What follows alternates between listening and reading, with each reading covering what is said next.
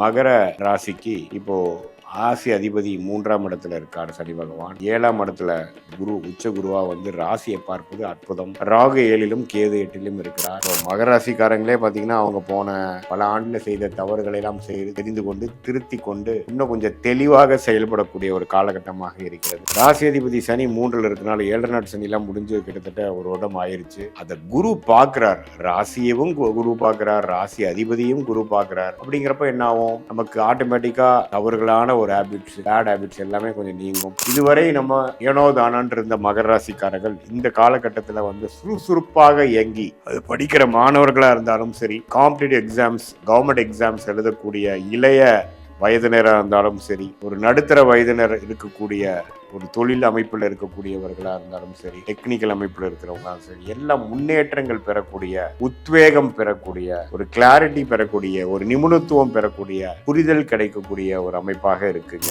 6ஆம் இடத்தில் இருக்கக்கூடிய செவ்வாய் வந்து ருணம் கொடுக்கக்கூடியது, பிரச்சனை கொடுக்கக்கூடியது, உடல் உபாதைகளை கொடுக்கக்கூடியது, திடீர்னு அடிபடுற கொடுக்கக்கூடிய அமைப்புகளும் இருக்கு. வணக்கம் ப்ரோ வைப் பக்தி சேனல் நேயர்களே, நான் உங்கள் அன்பான சயின்டிபிக் வேதிக் அஸ்ட்ராலஜர் அஸ்ட்ரோரெட்டி பேசுகிறேன். இந்த வீடியோவில் நம்ம என்ன பார்க்க போறோம்னா, மகர ராசிக்காரர்களுக்கு ஆகஸ்ட் 2026 எத்தகைய ஒரு பலாபலன்கள் நிறைந்த ஒரு மாதமாக துல்லியமா பார்க்க போறோம். இப்ப பாருங்க, மகர ராசிக்கு இப்போ ராசி அதிபதி 3ஆம் இடத்துல இருக்கார் சனி பகவான். 7ஆம் இடத்துல குரு உச்ச குருவா வந்து ராசியை பார்ப்பது அற்புதம். ராகு 7லும் கேது 8லும் இருக்கிறார். இப்போ செவ்வாய் கிரகம் 6ஆம் இடத்துல இருக்கிறார். சூரியன் புதன் 7ஆம் இடத்துக்கு மாதத்தின் ஸ்டார்டிங்லேருந்து 7ல் குருவோட சேர்ந்து இருக்கிறது நல்லது. சுக்கிரன் வந்து 9ல் இருக்கிறார். இந்த அமைப்பை எப்படி கொடுக்குது அப்படின்னா, 7ஆம் இடத்துல வந்து குரு புதன் சூரியன் இருக்கிறது நல்ல ஒரு சோஷியல் லைஃப், நல்ல ஒரு டெவலப்மெண்ட், நல்ல ஒரு அந்தஸ்தை கொடுக்கக்கூடிய அமைப்புகள்லாம் வந்து வருது. இது வரைக்கும் கடந்த ஒரு வருடமாக சுமாராக போயிட்டு இருந்த அமைப்புகள்லாம் படிப்படியாக நீங்கி இப்போ சில விஷயங்கள் சாதகமாக வரக்கூடிய அமைப்புகள், அசோசியேஷன், பார்ட்னர்ஷிப், திருமணம், சமுதாயத்தில் கொஞ்சம் அந்தஸ்து, சுப விஷயங்கள் நடக்கிறது, எல்லாமே ஓரளவுக்கு பாசிட்டிவாக வரக்கூடிய அமைப்புகள் இருக்குது. இப்போ மகராசிக்காரங்களே பார்த்திங்கன்னா அவங்க போன பல ஆண்டில் செய்த தவறுகளை எல்லாம் தெரிந்து கொண்டு திருத்தி கொண்டு இன்னும் கொஞ்சம் தெளிவாக செயல்படக்கூடிய ஒரு காலகட்டமாக இருக்கிறது. அதில் ஆகஸ்ட் மாதம் ஒரு முக்கிய பங்கு வரக்கூடிய அமைப்பு இருக்குது. அதே மாதிரி உங்களுக்கு இந்த ராசி அதிபதி சனி 3ல் இருக்கனால 7 நாட் சனிலாம் முடிஞ்சு கிட்டத்தட்ட ஒரு வருடம் ஆயிருச்சு. அதை குரு பார்க்குறார், ராசியவும் குரு பார்க்குறார், ராசி அதிபதியும் குரு பார்க்குறார். அப்படிங்கிறப்ப என்ன ஆகும், நமக்கு ஆட்டோமேட்டிக்காக தவறுகளான ஒரு ஹேபிட்ஸு, பேட் ஹேபிட்ஸ் எல்லாமே கொஞ்சம் நீங்கும். சோம்பேறித்தனம், கெட்ட பழக்க வழக்கங்கள் எல்லாமே கொஞ்சம் படிப்படியாக நீங்கி ஓரளவுக்கு நல்லா வரக்கூடிய ஒரு அமைப்பு, நல்லா உங்களுடைய வாழ்க்கை பயணத்தை சீர்திருத்தி கொண்டு வாழ்க்கையில் ஜெயிக்கக்கூடிய அமைப்புகள், இது எல்லாமே வந்து கொஞ்சம் கொடுக்கும்.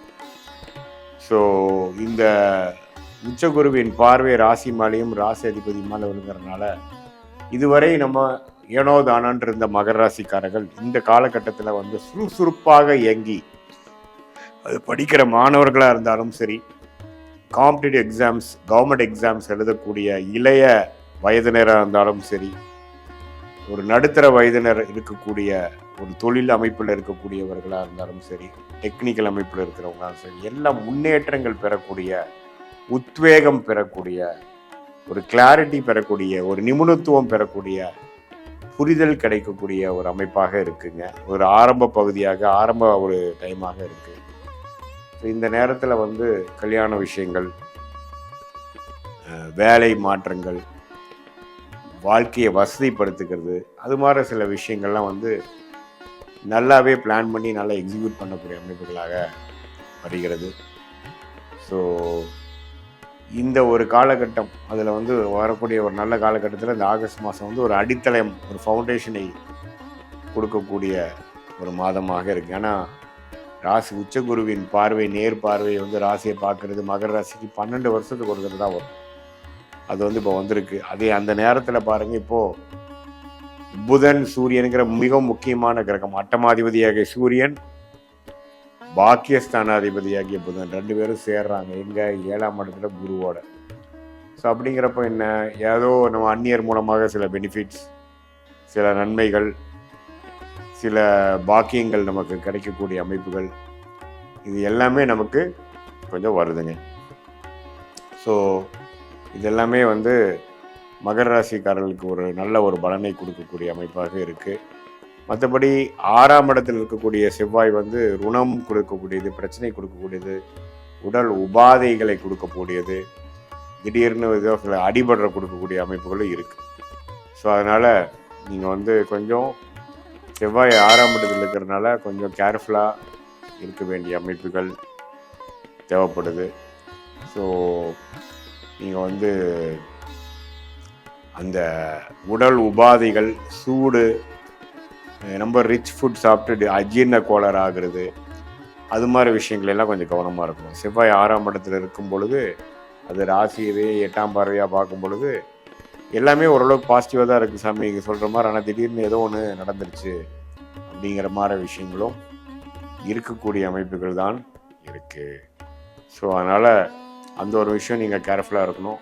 மற்றபடி ஓரளவுக்கு நல்ல பலாபலன்கள் உள்ள ஒரு அமைப்பாக மகர ராசிக்காரர்களுக்கு 2026 ஆகஸ்ட் மாதம் இருக்குங்க. இது ஒரு பொதுவான பலனை தவிர உங்களுடைய ஜென்ம ஜாதகத்தில் எப்படி இருக்குது, உங்களுடைய லக்னம் என்ன, நீங்கள் பிறந்த தேதி, பிறந்த நேரம், பிறந்த உரை வைத்து உங்களுடைய திருக்கணித பஞ்சாங்கத்தில் ஜாதகத்தை போட்டு சயின்டிஃபிக் வேதிக் அஸ்ட்ராலஜி முறையில் நாம் அதை பார்த்து எது மாதிரி யோகங்கள் உங்கள் ஜாதகத்தில் இருக்குது, எது மாதிரி கர்மா உங்களுக்கு வாழ்க்கையில் நடக்கும், எப்போ எது நடக்கும், எந்த துறை உங்களுக்கு ரொம்ப யோகமாக இருக்குது, எந்த படிப்பு படிக்கலாம், எப்போ கல்யாணம் நடக்கும், எப்போ குழந்தை பேர் வரும், எப்போ வெளிநாடு போகலாம், நமக்கு அந்த அமைப்பு இருக்கா, தொழிலா அல்லது வேலையா, அந்த வேலைன்னு எடுத்துட்டோம்னா ப்ரைவேட் செக்டாரா, கார்ப்பரேட் லைஃபா, அல்லது அரசு சார்ந்த கவர்மெண்ட் ரிலேட்டடான சில ஜாப்ஸா, எந்த துறையில் மெடிக்கல் ரிலேட்டடா, அல்லது டெக்னிக்கல் ஐடியா, அக்ரிகல்ச்சர் அது மாதிரியா, அல்லது பேங்கிங் செக்டாரா, எந்த கிரகம் நல்லா இருக்கோ அதை பொறுத்து வச்சு நம்ம சொல்லலாம்.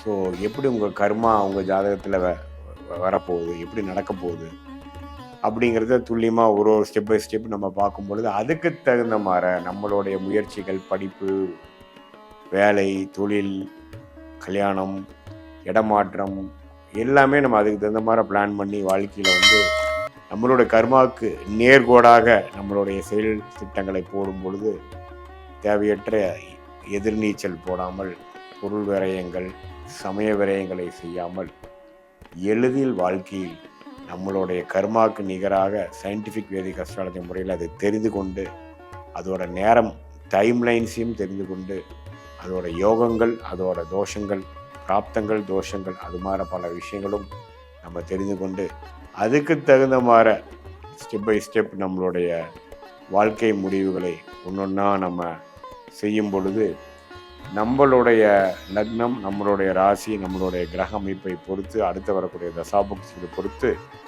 அதுக்கு யோகமான காலகட்டங்களில் யோகமான ஒரு வேலை தொழிலை செஞ்சு தேவையற்ற வீண் விரயங்களை செய்யாமல், வாழ்க்கையில் எதிர்நீச்சல் போடாமல் நேர்கோடையாக சென்ற வாழ்க்கையில் எளிதில் வெற்றி பெற முடியும்.